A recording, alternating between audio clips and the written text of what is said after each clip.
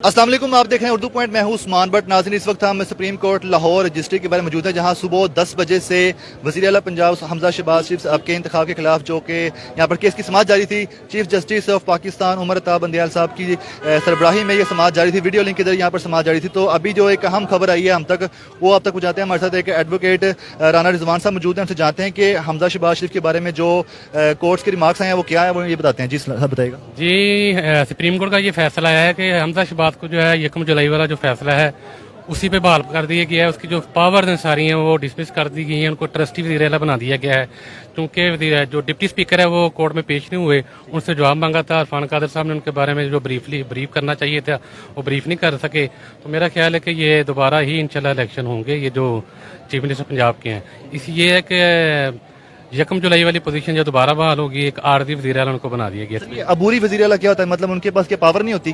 जी बिल्कुल, उनके पास पावर नहीं होगी। मजीद को कोई ऑर्डर या कोई इम्प्लीमेंट को कुछ भी जो है ना वो इन्फोर्स नहीं कर सकेंगे जब तक सुप्रीम कोर्ट का तफसीली फैसला इस पर नहीं आ जाता, तब तक वो ट्रस्टी वज़ीर आला ही रहेंगे। सुबह से क्या समाज चलती रही है, क्या दलाइल दिए गए हैं, क्या चीफ जस्टिस साहब के रिमार्क्स आए हैं और अंदर की क्या सूरत हाल सुबह से चलती रही? अंदर में सुप्रीम कोर्ट साहब के जो उमर अता बंदयाल साहब हैं, उन्होंने इरफान कादर साहब से पूछा कि किस बेस पे जो है ना डिप्टी स्पीकर इरफान कादर साहब जो डिप्टी स्पीकर की जानिब से पेश हुए थे, जी बिल्कुल, डिप्टी स्पीकर की जानिब से पेश हुए थे, वकील स्पीकर की तरफ से पेश हुए, उनसे पूछा है कि ये जो डिप्टी स्पीकर ने रूलिंग दी है, जो आर्टिकल 63A की जो रोशनी में जो हमारा ऑर्डर है, वो कौन सी लाइन पढ़ के उन्होंने रूलिंग दे दी? हमारा तो ये फैसला नहीं है।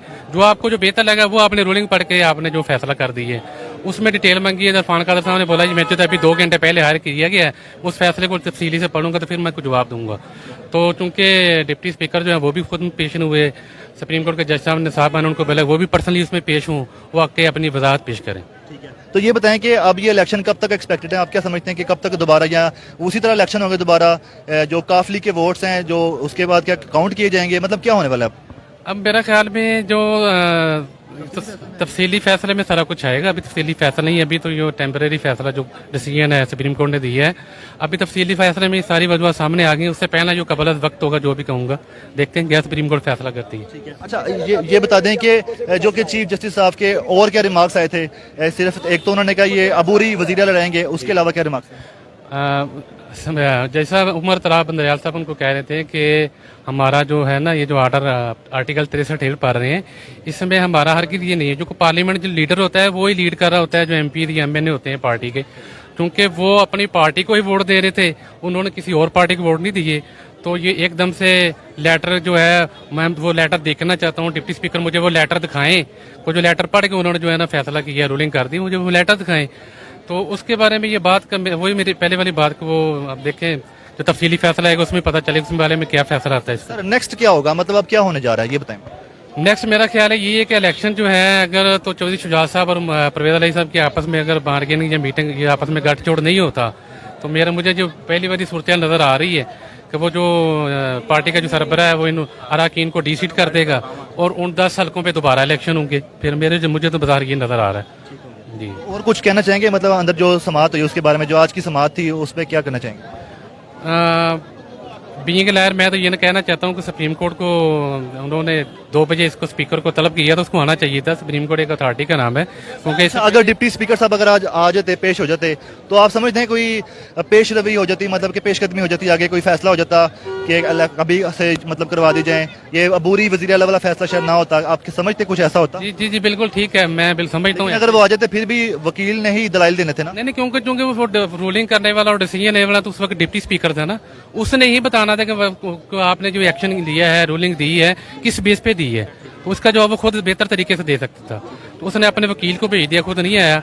और जज साहब ने बोला है कि अगली हियरिंग में वो पर्सनली पेश हो और अपने रिमार्क्स जो वो कोर्ट में दे। इस केस की समाअत में क्या सिर्फ इतना ही होगा कि दोबारा से पोलिंग होगी, या इसके अलावा भी कोई डिसीजन हो सकता है, मतलब कि डिप्टी स्पीकर के खिलाफ भी कोई कार्रवाई हो सकती है? जी, ये जो डिप्टी स्पीकर ने जो रूलिंग की है उसको डिसमिस भी किया जा सकता है। मे बी ऐसा भी हो सकता है, ये भी हो सकता है कि सुप्रीम कोर्ट ये ऑर्डर जारी करे कि जो काफली के जो सरबराह हैं ना वो आपस में जो है चौधरी शुजात और चौधरी परवेज अली जो पार्लियामेंटी लीडर हैं और जो जमात के सरबराह हैं, वो आपस में बैठ के इस मामले को सोल्ड आउट करें, वरना जो पार्टी का फैसला होगा उसको ही मनोवन तस्लीम किया जाएगा। सर चौधरी शुजात साहब का जो लेटर है उसके बारे में क्या डिस्कस हुआ अंदर?